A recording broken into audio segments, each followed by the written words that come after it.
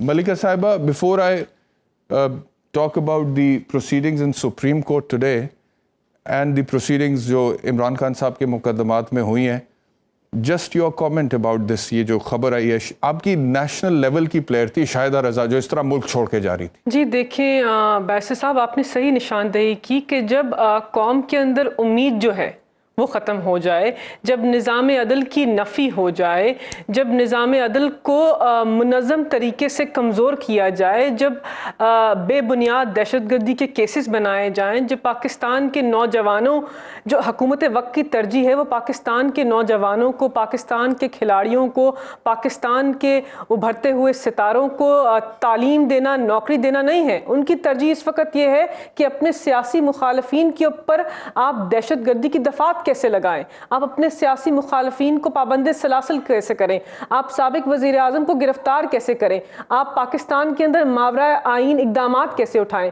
جب ان کی ترجیحات مختلف ہیں تو اس قسم کی چیزیں تو منظر عام پر آئیں گی. اور افسوسناک ہے, آئی تھنک ایک ریسنٹ رپورٹ بھی ہے جس کے اندر یہ اندیہ دیا گیا ہے کہ کتنے سارے لوگ اس سال, کتنے لاکھوں لوگ اس سال پاکستان سے بیرون ملک جو ہیں وہ مقیم ہونے جا رہے ہیں, وہاں پر تعلیم حاصل کرنے جا رہے ہیں اور ان کو کوئی واپس آنے کا ارادہ بھی نہیں ہے. تو پاکستان کے اندر مجموعی طور پر ایک برین ڈرین کا جو سلسلہ تھا جو ہمارے دور حکومت میں کسی حد تک کم ہو رہا تھا کیونکہ ہم نے پاکستان کی عوام کے لیے نوکریاں پیدا کی تھی, وہ پھر ابھر کر منظر عام پر آیا ہے. عوام کے اندر ایک مایوسی ہے, عوام کے اندر جو امید تھی وہ ختم ہو رہی ہے. میری کتنے لوگوں سے ملاقات ہوتی ہے جو دوہری شہریت رکھتے ہیں, ہمارے دور حکومت میں اس ملک میں آنا چاہتے تھے, وہ کہتے ہیں ہم اس ملک میں آ کر کیا کریں گے اگر یہاں خدا نہ خواستہ ہمارا پاکستان کی پولیس فورس جو ہے, یہ پاکستان کی حکومت وقت جو ہے اس سے پالا پڑ گیا, ان کے خلاف کوئی اقدام ہم نے اٹھا لیا, آزادی رائے کا اظہار کر دیا, تو ہم تو تاحیات پابند سلاسل ہو سکتے ہیں. ہمارے گھر محفوظ نہیں, ہماری جان و مال محفوظ نہیں. یہاں پر خواتین کی, اور میں برملا کہنا چاہتی ہوں, میں وفاقی پارلیمانی سیکرٹری برائے قانون و انصاف تھی, ہم نے اینٹی ریپ کا نیا قانون بنایا, پاکستان کی بچیوں, مائیں, بہنیں, ان کی عزت کو محفوظ کرنے کی کوشش کی. یہاں پر برملا F9 پارک میں پاکستان کی بیٹی جو ہے اس کے ساتھ ریپ ہوتا ہے, کیا کرتی ہے آئی سی ٹی پولیس. یہاں پر بچیوں کے ساتھ F11 کے اندر گاڑی کے اندر ریپ ہوتا ہے, کیا کرتے ہیں آئی جی اسلام آباد. آئی جی اسلام آباد کو اس وقت پاکستان کی جو امپورٹڈ حکومت ہے اس نے اہلِ کار بنایا ہے فسطائیت کے لیے, بربریت کے لیے, جبر کے لیے.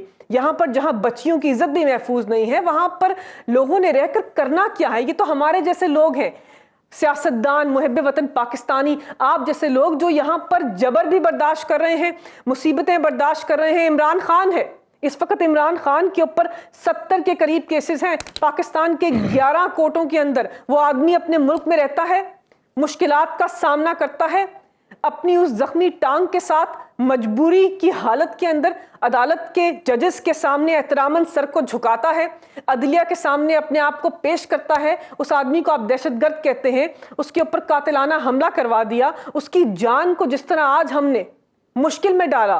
پاکستان کا سب سے مایہ ناز لیڈر, اس عوام کی امید کو اگر آج کچھ ہو جاتا, میرا سوال ہے پاکستان کے نظام عدل کی سرپرستی کرنے والوں سے کہ اگر آج عمران خان کو کچھ ہو جاتا تو اس کا جواب دہ کون ہوتا.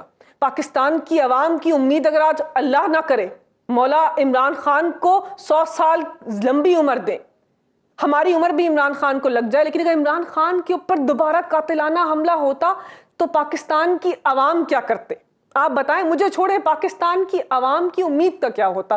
تو اس طرح نظام عدل کے ساتھ, اس طرح ملک کے جمہوری نظام کے ساتھ جب آپ کھیلتے ہیں تو اس قسم کے واقعات رونما ہوتے ہیں, اس قسم کی چیزیں منظر عام پر آتی ہیں اور اتنا افسوس ہوتا ہے اور سر ندامت سے جھکتا ہے کہ ہم کس طرف اس اسلامی جمہوریہ پاکستان کو, بیرسٹر صاحب, ہم کس طرف لے کر جا رہے ہیں. اس کا حل کیا ہے, اس کی سمت کیا ہے, یہ آخر کہاں پر یہ روش, یہ مشکلات, یہ آئین شکنی, یہ لا قانونیت, یہ جمہوری نظام کی نفی, یہ کس وقت رکے گی؟ اس کو کون روکے گا؟ کل شاید ایک امید کی کرن صبح آئے گی ہمارے سامنے. اگر الیکشنز ہو گئے تو شاید اس ملک کے اندر استحکام آئے گا اور آنے والا لیڈر جو ہے عوام کی خواہشات کے مطابق ملک کے جمہوری نظام کو تقویت دے گا. میری تو یہی امید ہے, اور میری امید ہر پاکستانی کی مجھے لگتا ہے کہ دل کی آواز ہے کہ اس ملک کے اندر استحکام آئے, اس ملک کے اندر مضبوطی آئے, اس ملک کا جو آئین ہے وہ سر فہرست ہو. یہی خواہش ہے, یہی دعا ہے, اور آپ کے پروگرام کی توسط سے آپ کا شکریہ, آپ نے مجھے موقع دیا یہ بیان کرنے کا. عارف چوئی صاحب, آپ کی طرف آؤں گا. یہ انہوں نے ایک سوال اٹھایا ملکہ بخاری صاحبہ نے, انہوں نے کہا کہ حل کیا ہے, آخر میں انہوں نے بولا کہ حل کیا ہے اس ساری سچویشن کا. اس کی طرف آتے ہیں کیونکہ ہم بہت دفعہ میڈیا پر بیٹھ کر مسائل کا تو ذکر کرتے ہیں کہ یہ مسئلہ بھی ہے, یہ مسئلہ بھی ہے, یہ مسئلہ بھی ہے, لیکن حل کے حوالے سے جتنی مدلل بحث ہونی چاہیے یا جن آپشنز کو ایکسپلور کر کے سامنے رکھنا چاہیے اس حوالے سے اتنی زیادہ بات ہوتی نہیں ہے. اچھا, ملکہ صاحبہ کی جب حکومت تھی تو تب اگر رول آف لاء کے حوالے سے کوئی سچویشن ہوتی تھی ہم تنقید کرتے تھے, میں نے بڑی تنقید کیا. اگر کوئی خراب کارکردگی ہوتی تھی اس حوالے سے بھی ہم تنقید کرتے تھے. لیکن ابھی سچویشن بڑی عجیب سی ہے, مطلب کہ کئی دفعہ اب میں بہت اپسٹ ہوا ہوں یہ خبر سن کے, یہ شاہدہ رضا والی. یہ آپ سوچیں کہ ایک نیشنل لیول کی پلیئر ہے کیا, اور قومی کھیل کہتے ہیں. ہم کس منہ سے ہاکی کو قومی کھیل کہتے ہیں مجھے یہ بتائیں. میں آ جاتا ہوں ابھی سپریم کورٹ پر بھی آ جاتا ہوں سر, میں الیکشنز پر بھی آ جاتا ہوں, کل متوقع فیصلہ جو ہے اس کے اوپر بھی آ جاتا ہوں, بات کر لیتے ہیں. جج صاحبان کے ریمارکس پر بھی بات کر لیتے ہیں, عمران خان صاحب کی پیشیوں پر بھی بات کر لیتے ہیں, ان کے استقبال پہ بھی بات کر لیتے, سب باتیں کر لیتے ہیں. لیکن کوئی تو شاہدہ رضا کی بات بھی کرے, کوئی تو اسام پاکستانی کی بات کرے جو اس لیول پر پرفارم کرنے کے بعد اس حد تک مجبور ہو گئی کہ وہ اس طرح سے ملک کو چھوڑ کر جا رہی ہے. ایسا ہوتا ہے ملکوں میں جہاں پر ٹیلنٹ کی قدر ہوتی ہے, اس طرح ہم اپنے ٹیلنٹ کو برباد کر رہے ہیں, ذلیل کر رہے ہیں, رسوا کر رہے ہیں, ضائع کر رہے ہیں. عارف چودھری صاحب. سر, آپ بیرسٹر صاحب بیسیکلی آپ کی جو کیفیت ہے وہ بالکل وہی ہے جس کے بارے میں کسی نے کہا تھا کہ آنکھوں کو بند کر کے گزر جائیے ظفر, ہوتا ہے اس نواح میں کیا کیا نہ دیکھیے. اب ہماری حالت یہ ہے کہ نادیدنی کی دید سے ہوتا ہے خون دل, بے دست و پا کو دیدائے بینا نہ چاہیے. ہماری حالت یہ ہے, یہ جو آپ نے جو کچھ کہا ہے یہ ایسا نہیں ہے کہ جس پہ کوئی شخص دل گرفتہ نہ ہو, اور ایسا شخص تھوڑا سا بھی احساس انسان کے اندر ہو تو یہ چیزیں وہ ہے جو تکلیف دیتی ہیں. اور اس کے بعد پھر ایسا ہو نہیں سکتا کہ آپ کے سامنے ایسی کیفیت ہو اور پھر آپ یعنی اس کو محسوس کر کے اس پہ گفتگو نہ کریں.